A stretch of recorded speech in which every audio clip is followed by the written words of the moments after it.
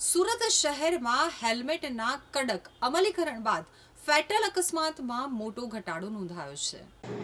સુરત શહેરમાં 1 જાન્યુઆરીથી હેલ્મેટ અંગે પોલીસ દ્વારા જનજાગૃતિ અભિયાન હાથ ધરવામાં આવ્યું હતું. તો 45 દિવસ સુધી અલગ અલગ કાર્યક્રમો થકી લોકો હેલ્મેટ પહેરે તે માટે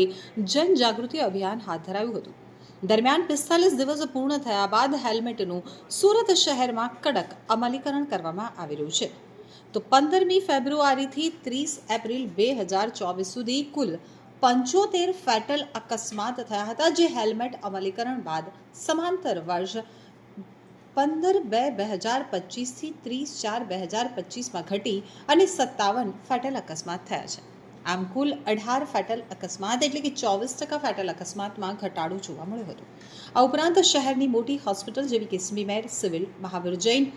INS, Sunshine, Metas, Lifeline, Kiran અને એપલ જેવી હોસ્પિટલનું ડેટા એનાલિસિસ કરતા સમાંતર વર્ષના સમયગાળા દરમિયાન હેડ ઇન્જરીના બનાવો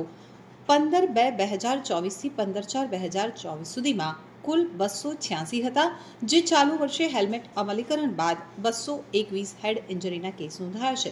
એટલે કે 22.72% ઘટાડો નોંધાયો છે. તો આ અંગે સુરતના ટ્રાફિક ડીસીપી અમિતાબેન વાનાણીએ વધુ વિગતો આપી. ટ્રાફિક શાખાનો પ્રાથમિક ધ્યેય એ સુરતીઓના જીવનને સુરક્ષિત રાખવાનો અને તેમના અમૂલ્ય જીવનને બચાવવાનો છે, અને એના માટે હંમેશા સુરત શહેર પોલીસ એ પ્રયત્નશીલ હોય છે. આ પ્રયાસના ભાગરૂપે જાન્યુઆરી મહિનાથી હેલ્મેટના અમલીકરણનું સુરત શહેર ટ્રાફિક શાખા દ્વારા પ્રયત્ન કરવામાં આવેલો, અને હાલમાં આપણે સૌ રોડ ઉપર જોઈ રહ્યા છે કે સુરતીઓ લગભગ 95% જેટલા લોકો એ પોતાના અને પોતાના પરિવારની સુરક્ષાને ધ્યાનમાં રાખીને જ્યારે પણ ટુ વ્હીલર ચલાવે છે ત્યારે હેલ્મેટ પહેરે છે.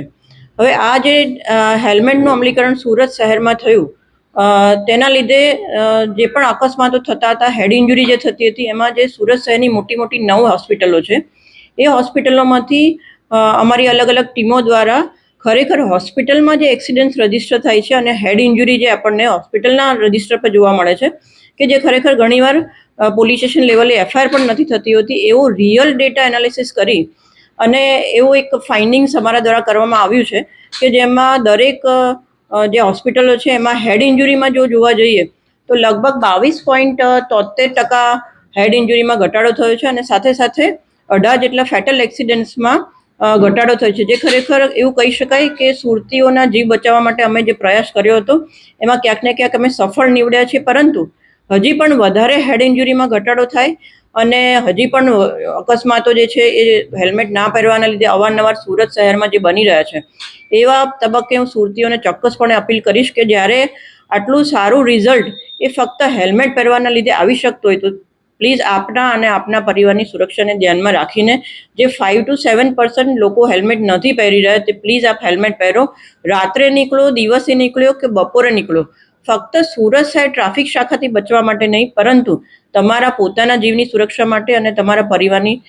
સુરક્ષા માટે ચોક્કસપણે આપ હેલ્મેટ પહેરી શકો.